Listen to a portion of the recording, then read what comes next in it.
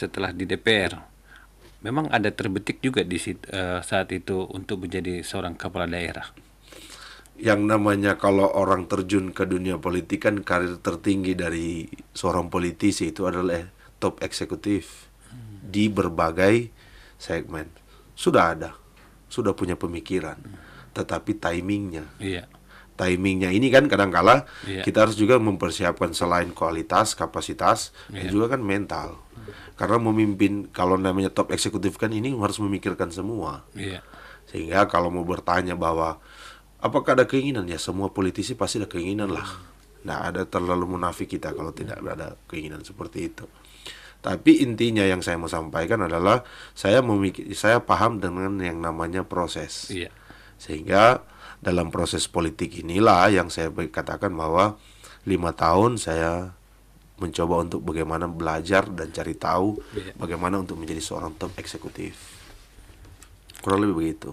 Ya, Bung Rali, ini pada saat awal-awal Pilkada Bitung mulai berjalan, itu nama Pak Maurice Mantiri yang mendapatkan rekomendasi Ya, awalnya, betul. Lalu dalam perjalanannya 1 bulan terakhir, beberapa minggu terakhir muncul nama Bung Geraldi Mantiri sebagai calon wali kota Ya, yang diberikan mandat dari DPP. Ya. BKWK lah. Nah, bagaimana pertanyaan publik ini? Bagaimana ceritanya ini? Cerita di balik layar ini. Ya. Iya. Saya sih mau cerita, saya akan Iya, coba menceritakan. Jadi begini, kalau kalau pertanyaan ini paling banyak ditanya. Iya. Kok kenapa kamu, Ral? Iya. Bukan Pak Moritz. Iya. Kalau dalam jawaban bercanda saya bilang Iya. saya mencoba untuk mengkudeta. Mengkudeta Bapak itu. Iya, iya, iya, iya. Tapi bukan itu bercanda. Iya, iya, iya. Pada intinya sebenarnya kan kita paham bahwa negara ini adalah negara konstitusi, Iya. negara hukum, maka yang paling utama adalah kita harus paham dan juga kita akan menuntut konstitusi. taat terhadap segala aturan. Iya. Pertama, memang usulan untuk dari DPC Kota Bitung itu mengusulkan kembali Iya. Pak Maurice Mantiri sebagai calon wali kota. Iya. Tapi dalam setiap pleno kita kan juga ada yang namanya survei. Iya. Jadi saat pengusulan nama kita juga langsung dibarengi yang namanya survei. Kita semua sudah. Jadi semua orang yang punya peluang Di PDIP. di PD Perjuangan Iya. di Kota Bitung Iya. untuk bisa mencalonkan diri, kita survei. Oke. Semua kita survei. Waktu itu muncul ada nama Pak Maurice pasti. Ya, Pak Maurice Kemudian- Mantiri, ada juga Pak Fabian Kalo, Iya. ada juga saya secara Iya. pribadi. Tapi saya bilang waktu itu kalau Pak Maurice maju di survei pasti saya paling rendah lah. Iya, iya, iya. Karena kan ada banyak lah. Iya, iya. Waktu itu kalau nggak salah kita ada survei sekitar 10 atau 12 orang, saya lupa tepatnya. Nah, setelah berjalannya proses ini, maka ada satu kejadian di Kota Bitung. Waktu itu Pak Maurice Mantiri melakukan pelantikan. Undang-undang Pilkada kan bilang bahwa 6 bulan sebelum 6 bulan sebelum penetapan untuk proses ini, beliau nggak bisa melakukan pelantikan. Memang waktu itu agak ada salah kaprah. Saya ingat di 2019 kemarin, biasanya Kemendagri itu mengeluarkan surat edaran untuk batas akhir. Iya. Tapi dalam proses ini, Pak, surat Kemendagri itu keluar setelah Pelantikan. melakukan pelantikan. Bahwa Pak Maurice-nya, wali kota saat itu, salah melakukan bahwa tanggal seperti ini. Maka memang perdebatan ini terjadilah di internal partai. Iya. Sambil itu juga kita melakukan komunikasi dengan partai-partai lain kalau mau bekerja sama. Iya. Nah, ada beberapa langkah kita lakukan. Pertama, beberapa konsultasi sampai dengan KPU RI, sampai di tingkatan RI kita lakukan konsultasi. Begitupun dengan DPP partai. Iya. Mereka melakukan konsultasi, artinya kalau ada ruang atau celah, Maurice Mantiri melakukan yang namanya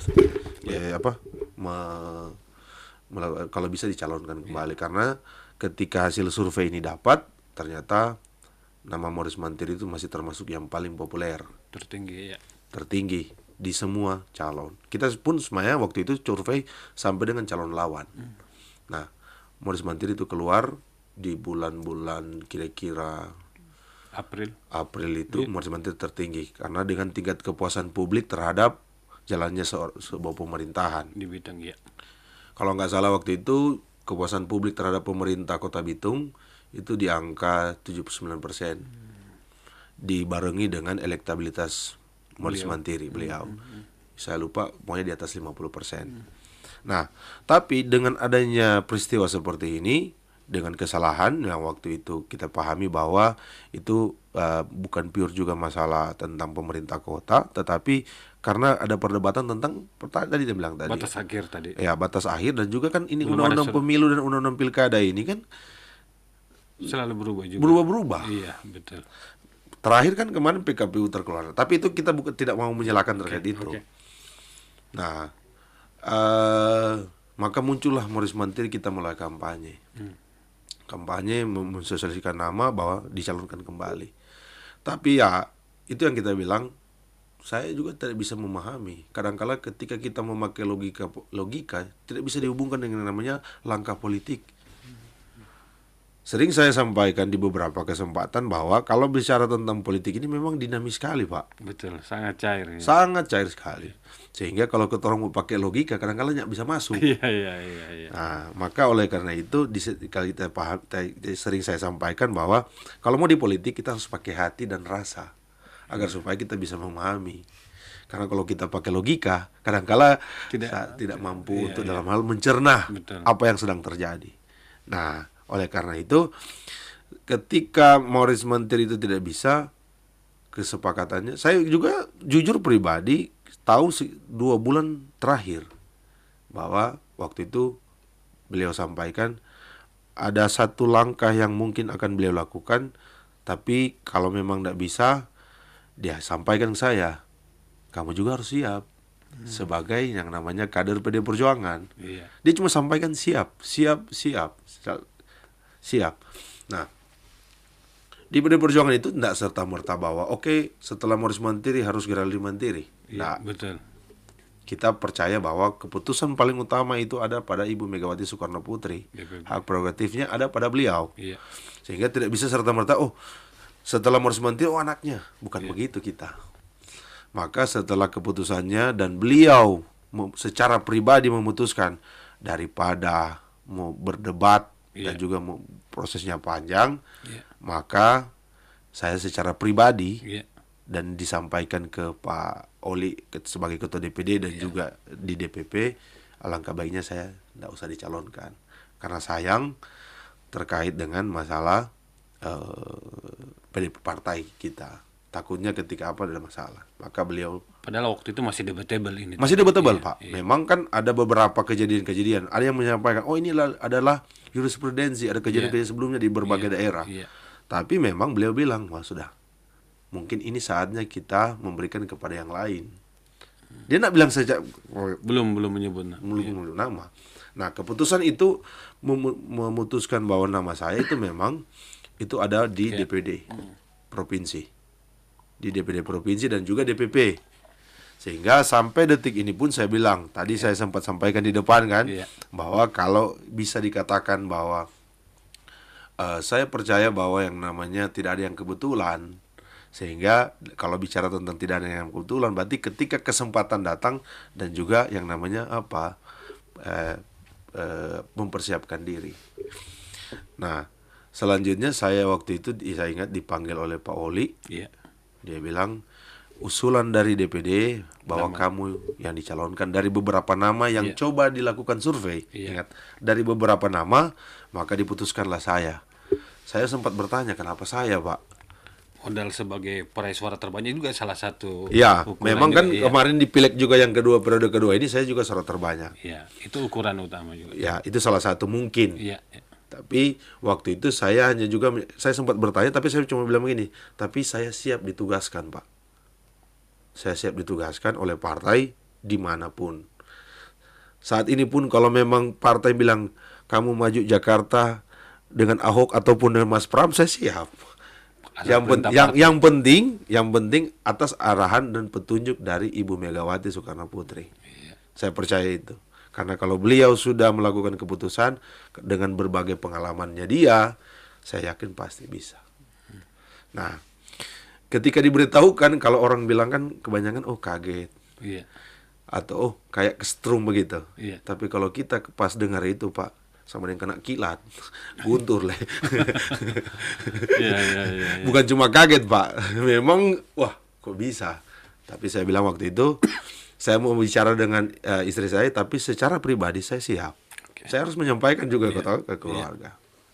Nah, karena sekali lagi, Pak, saya ingin menceritakan bahwa saya sangat senang di PD Perjuangan ini. Karena apa, Pak? Kita itu bukan tentang orangnya, tetapi tentang ide. Jadi orang bisa berganti, tetapi ide atau program kegiatan atau ideologinya tetap satu. Itu yang saya senang. Maka bukan tentang Moritz Mantirinya, atau bukan tentang Geraldine Mantirinya, ataupun tentang siapa. Tetapi bagaimana kita mampu mengejawantakan yang tadi kita bilang tentang idealisme Soekarno, dan juga tentang bagaimana tentang gotong royong membangun kota. Maka keputusan kami itulah yang menyebabkan kita mampu berkolaborasi, bekerja sama dengan Partai Golkar. Kan ini adalah dua partai yang sangat bertolak belakang, Pak. Iya, sempat ya. Iya lah, karena tentang warna warna merah dan warna kuning. Tapi kenapa bisa bekerja sama? Iya. Satu, ide dan gagasan dan program kegiatan untuk membangun kota. Kita bisa berbeda warna, tapi untuk Kota Bitung kita bersatu. Itu tujuan kami di PD Perjuangan. Itu alasan sehingga kenapa bisa berkoalisi dengan dan Golkar, juga berbagai partai yang lain. Ada Partai Buruh, ada Partai Gelora, Partai PBB, Partai PKN. Download Tribun X sekarang. Menghadirkan lokal menjadi Indonesia.